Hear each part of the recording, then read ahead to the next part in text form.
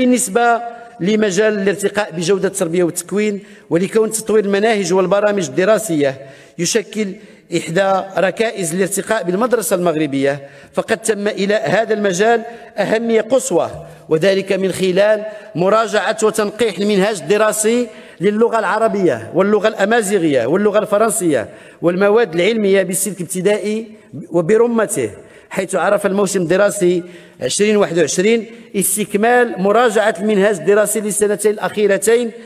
من السلك الابتدائي، لنستكمل بذلك حلقات سيرورة المراجعة والتنقيح التي انطلقت منذ سنة 2018. ويتم التحضير لإصدار طبعات جديدة من الكتب المدرسية لإدماج المهارات الحياتية في الأنشطة الصفية بالسلك الإعدادي في مختلف المواد الدراسية بالتزامن مع مراجعة منهاج هذا السلك. ومن أجل تطوير الكفايات اللغوية للتلميذات والتلاميذ، حرصت الوزارة على تطوير تدريس اللغة العربية من خلال تجديد اعتماد مقاربة القراءة المبكرة وتفعيل الطريقة المقطعية الأحرفية في السلك التعليمي الابتدائي، كما تم العمل على تعزيز المهارات القرائية باللغة العربية بالسلك الإعدادي وإطلاق عدد كبير من برامج القراءة، برنامج القراءة من أجل النجاح، برنامج الوطني للقراءة، مع تحقيق مشاركة متميزة للمغرب في مسابقة تحدي القراءة العربي. وفيما يتعلق بتدريس اللغة الأمازيغية، فقد عملت الوزارة بالتعاون مع المعهد الملكي للثقافة الأمازيغية على مراجعة المنهاج الدراسي للغة الأمازيغية بالسلك الابتدائي، بحيث سيتم إعداد كتب مدرسية جديدة بمختلف الأسلاك التعليمية على مدى 3 المواسم الدراسية المقبلة، كما تم إعداد مخطط عشري لتنمية تدريس اللغة الأمازيغية ووضع برنامج لتكوين 1000 أستاذ جديد للغة الأمازيغية في أفق السنتين المقبلتين، على أن يتم التعميم التام لتدريس هذه اللغة في أفق سنة 2030. أما فيما يخص تطوير تدريس اللغات الأجنبية، وبالنسبة للغة الفرنسية، فقد تم إدراج هذه اللغة بالسنة الأولى ابتدائي مع الرفع التدريجي للحصة الزمنية الأسبوعية، كما تم إدماج المقاربة الجديدة للتدريس وتعلم اللغات الأجنبية وإصدار كتب جديدة للغة الفرنسية والإنجليزية في السلكين الابتدائي والإعدادي، تأخذ بعين الاعتبار التجديدات التربوية في مجال اللغة الفرنسية واللغة الإنجليزية التي سيتم تعميم تدريسها في السلك الإعدادي في أفق 2024. كما تم الرفع من أعداد التلاميذ المستفيدين من المسالك الدولية بالسلك الإعدادي إلى أكثر من 1,000,000 تلميذ سنة 2020-2021، وأكثر من 460,000 بالنسبة للتعليم التأهيلي. وقد حقق تلاميذ هذه المسالك الدولية نتائج باهرة على مستوى امتحانات الدورة العادية للبكالوريا لهذه السنة، حيث وصلت نسبة النجاح في هذه المسالك بالدورة العادية إلى أكثر من 78%. وفيما يخص عصرنة المناهج البيداغوجية وتحسين جودة التكوين المهني، فقد قامت الوزارة بتعميم المقاربة باعتبار الكفاءات وإرساء المسارات المهنية بالبكالوريا، وأيضا شعب المسار المهني بالإعدادي، واعتماد مناهج بيداغوجية جديدة قوامها الابتكار والإبداع، وأيضا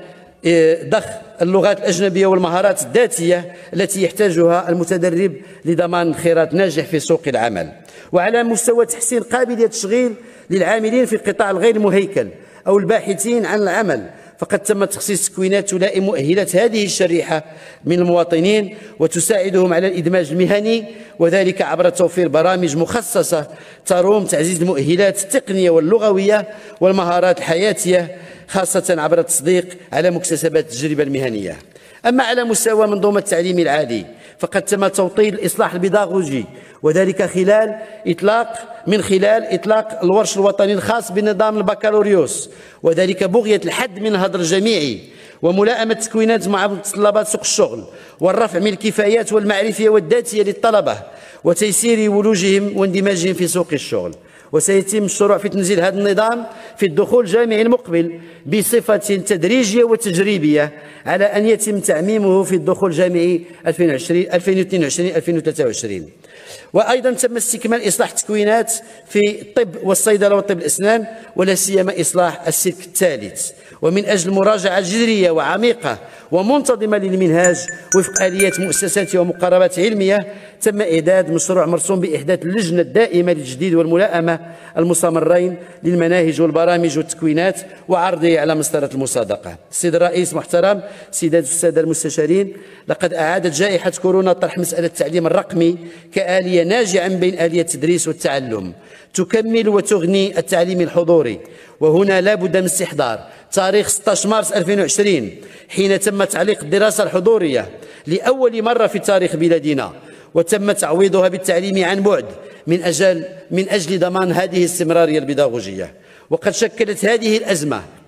فرصة مكنت من إعطاء دفعة قوية لإدماج تكنولوجيا المعلومات والاتصالات في العملية التعليمية والتعلمية، وذلك من خلال تعزيز تجهيز المؤسسات التعليمية والمؤسسات الجامعية ومراكز التكوين المهني وتكوين الأساتذة والمكونين في هذا المجال، إضافة إلى الرفع من وتيرة إنتاج الموارد الرقمية